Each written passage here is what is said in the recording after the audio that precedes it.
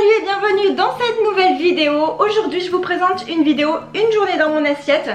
Et donc cette vidéo en fait commence la veille, puisque la veille je vais préparer mon petit déj du lendemain matin. Et voilà, donc ça fait un petit moment que j'avais envie de faire ce genre de vidéo et je me suis dit pourquoi pas, ça va être l'occasion de présenter des nouvelles recettes que je n'ai pas mises encore sur ma chaîne. Donc vous retrouverez d'ailleurs ces recettes en barre d'infos bien sûr comme d'habitude.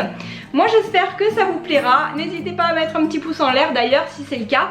Et je vous dis bon visionnage de vidéo.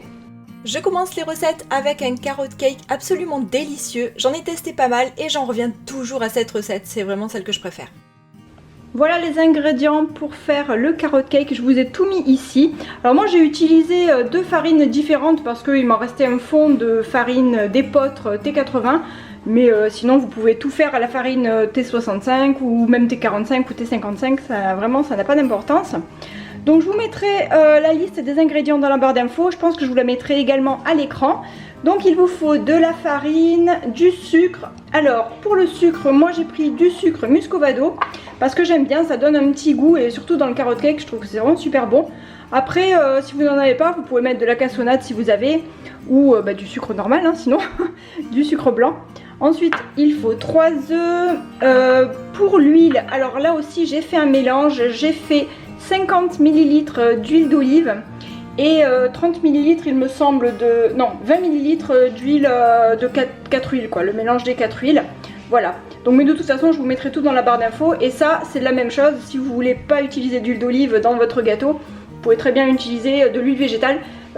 Mais franchement on sent pas du tout le goût de l'huile d'olive et moi j'aime bien varier un petit peu parce que je fais mes gâteaux yaourt avec de l'huile, avec un mélange de 4 huiles. Et donc du coup ce gâteau là, le carrot cake, j'aime bien le faire avec de l'huile d'olive dedans. Ici j'ai fait un mix de noix et de noix de pécan.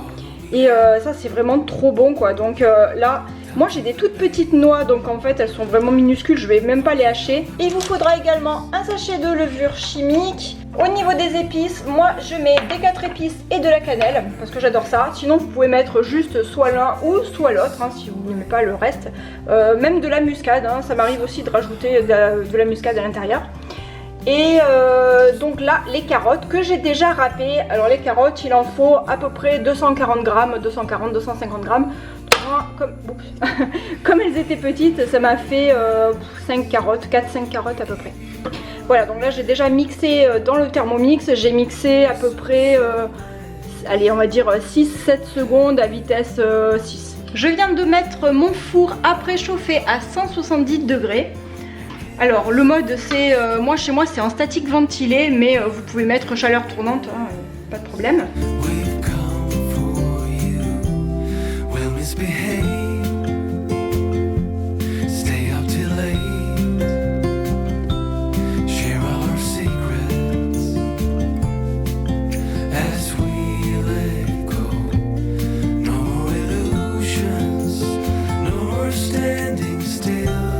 Maintenant je vais tout mélanger au Thermomix. Alors la vitesse franchement je fais tout le temps au pif hein.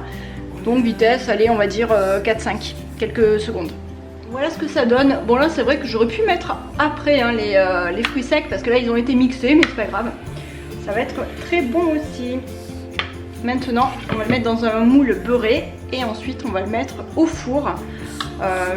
Je dirais 35 minutes minimum.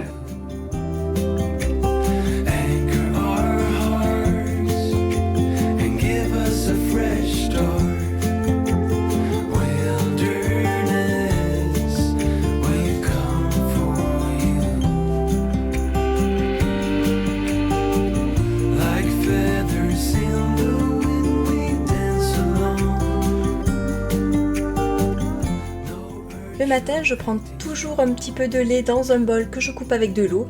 Je fais chauffer mon bol au micro-ondes pour qu'il soit bien chaud, même en plein été avec la canicule. Et je rajoute 2 cuillères à café de Ricoré dedans. Je ne prends jamais de café parce que je n'aime pas ça. Pas de thé, ni infusion d'ailleurs. Le thé ou les infusions, j'en prends de temps en temps, c'est occasionnel et plutôt en dehors des repas. Tout ça pour dire que ce carrot cake c'est vraiment trop bon, je m'en sers 2 petites tranches le matin, j'adore ça.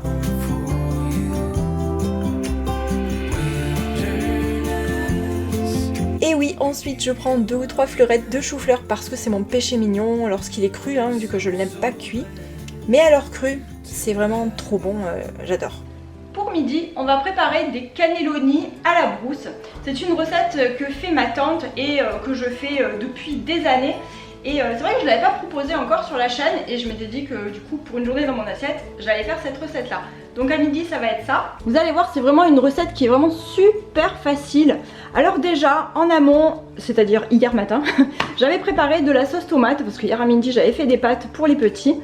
Et donc il me reste de la sauce tomate. Et en général c'est un plat que j'aime bien faire justement quand il me reste de la sauce tomate, que je vais diluer aussi avec un petit peu d'eau parce que j'utilise des pâtes sèches et qu'il faut bien qu'elles cuisent, hein, je vais pas les pré-cuire avant. Donc voilà, de la sauce tomate. Donc oui, c'est une recette que j'ai également filmée et que j'ai sur ma chaîne, donc je vous mettrai le lien en barre d'infos. Ensuite, il faudra du persil. Alors je vous conseille de mettre une botte, enfin peut-être pas une botte entière, mais pas mal de persil, c'est-à-dire un peu plus que ce que j'ai là en fait. Parce que moi c'est du persil du jardin, je viens juste d'aller le cueillir. Et comme c'est du persil qui est en train de pousser, il y a encore un petit peu des petites queues mais qui sont vraiment toutes fines, donc je les ai laissées. Mais si vous utilisez du persil que vous achetez déjà en botte, je vous conseille de l'équeuter quand même parce que c'est un peu moins agréable à manger quand c'est un peu fibreux comme ça.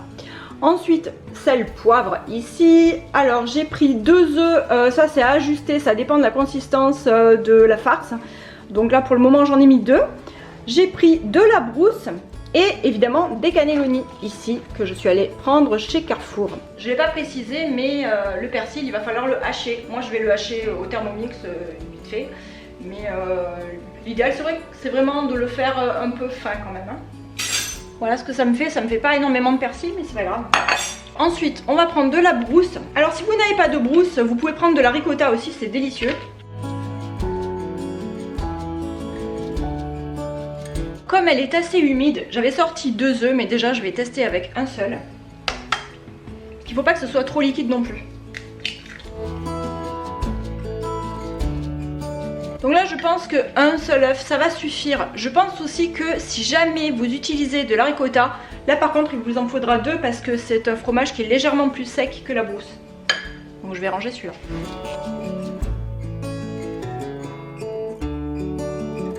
Ensuite, ce qu'on va faire, c'est qu'on va mettre 1 ou 2 cuillères au fond. 2 cuillères et je vais mettre un petit peu d'eau aussi.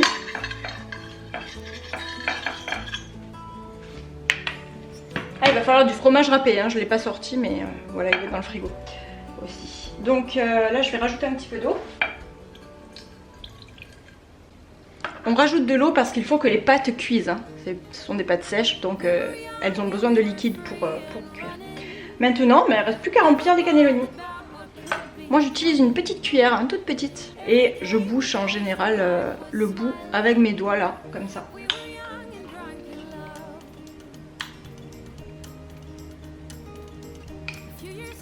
On n'a pas besoin non plus de les remplir à fond. Hein.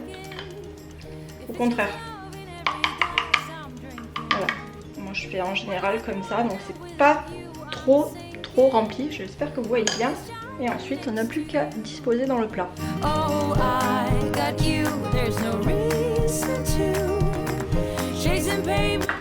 y est, j'ai terminé. Ça m'a fait du coup 2 plats à gratin.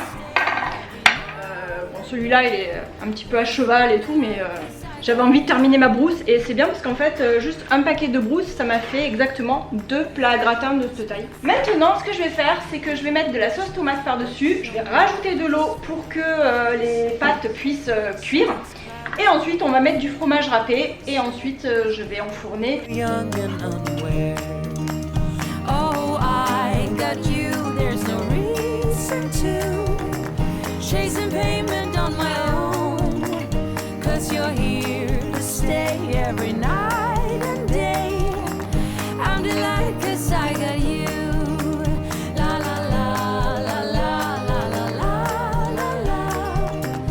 Voilà, j'ai terminé, j'ai recouvert avec du fromage râpé et j'ai réajusté, j'ai remis un petit peu d'eau parce qu'il faut vraiment qu'il y ait quand même de l'eau et pour que ça puisse cuire en fait. Et là en fait ce qu'il faut faire, donc j'ai mis mon four à préchauffer à 240, je vais couvrir Normalement, je faisais avec du papier d'alu, mais je vais toujours en mettre par-dessus, mais je vais quand même mettre un film comme ça avant, parce que j'aime pas trop maintenant mettre l'alu au contact des aliments. Donc ce que je vais faire, c'est que je vais mettre dans mon four directement comme ça. Je vais poser mon papier comme ça et je vais recouvrir avec de l'alu.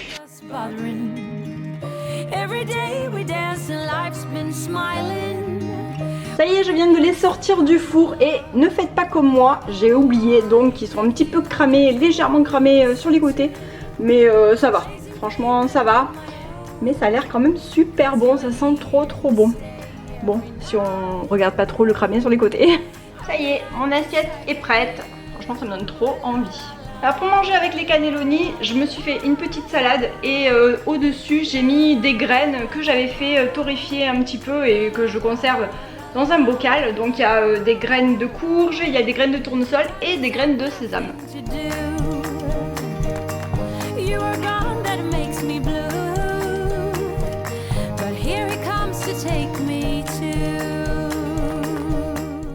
Pour goûter, je suis en train de préparer des pancakes. Je vous mettrai à l'écran toute la liste des ingrédients, mais c'est super facile. Vous mettez tout à l'intérieur du robot ou alors vous mélangez tout à la main et ensuite vous n'avez plus qu'à faire cuire vos pancakes.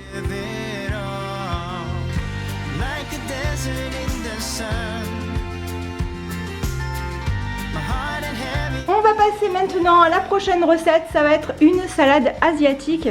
Donc j'ai mon lave-vaisselle qui est en route en fait, donc si vous entendez un petit bruit, ne vous inquiétez pas. Il est en train de faire de finir son nettoyage là. Donc on va commencer par faire la sauce qui va aller dans la salade. Il va vous falloir 2 gousses d'ail. Alors là j'ai pris 2 gousses d'ail que j'ai coupées en deux. Parce qu'ensuite il va falloir les enlever. Donc je les ai mises comme ça pour le moment dans ma petite casserole. Il va falloir du vinaigre de riz, donc là j'ai pris 2 bouteilles là au cas où j'en ai pas assez ici. Il va falloir quelques cuillères à soupe de sucre en poudre. Alors ne vous inquiétez pas d'ailleurs, il faut vraiment pas mal de sucre, 4 cuillères à soupe que je mets rase. Mais parce que en fait vu qu'il y a pas mal de vinaigre, il faut un peu équilibrer tout ça. Il va falloir de l'eau et de la sauce Nuoc Mam.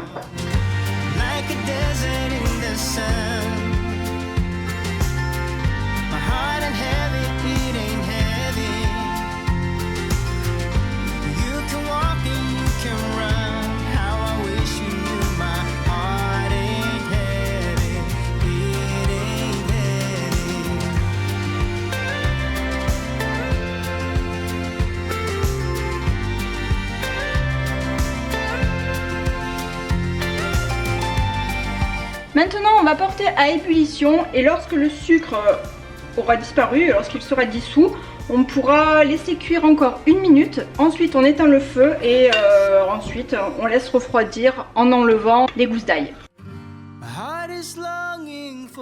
Pour la suite de la salade il faudra des crevettes. Donc je les ai préparées en amont, je les ai décortiquées parce que c'est des crevettes que j'ai prises chez le poissonnier.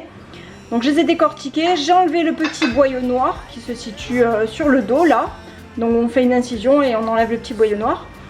Et voilà, donc là j'en avais demandé 500 grammes chez le poissonnier. Donc voilà, vous voyez à peu près ce que ça fait parce que du coup j'ai enlevé, je les ai décortiqués. C'était 500 grammes avec les carapaces. Il vous faudra ensuite des pousses de haricots mongo ici. Donc voilà, là j'en ai 200 grammes. Des vermicelles de riz, je suis en train de chercher le nom. Il y en a 2 différentes parce qu'en fait j'avais 2 paquets différents qui étaient entamés, bien sûr. Donc il en faut 300 grammes. Et là j'ai des cacahuètes qui ne sont pas salées, qui sont juste grillées mais non salées. Et ici on a un bouquet de menthe. Ah oui, et il manque un petit peu de salade aussi que je rajouterai aussi. De salade de Batavia ou une autre salade de laitue, comme vous voulez. Un petit peu de salade verte pour mettre à l'intérieur de cette salade composée.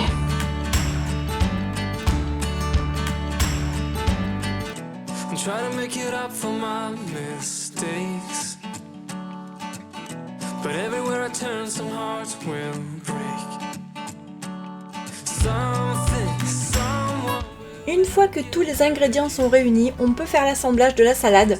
On met tout dans un grand saladier, mais vraiment un grand saladier, parce que c'est une salade qui est très copieuse et qui est parfaite aussi lorsqu'on a des invités.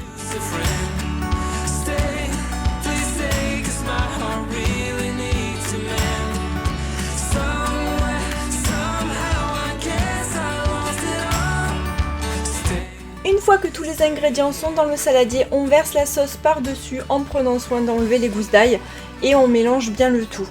Moi je l'ai servi tel quel avec quelques chips baignés de crevettes et je trouve que ça va bien ensemble. Et j'ai rajouté aussi un petit peu de noix de cajou concassée juste au-dessus dans mon assiette pour encore plus de croustillant. Cette vidéo est à présent terminée, j'espère qu'elle vous a plu. Dites-moi en commentaire si ce style de vidéo vous plaît et je pourrais vous en faire d'autres à l'avenir. Dites-moi aussi de quel pays ou région vous venez pour qu'on puisse voyager un petit peu. Merci beaucoup à toutes et à tous, je vous fais des bisous et je vous dis à bientôt dans une prochaine vidéo. Bye!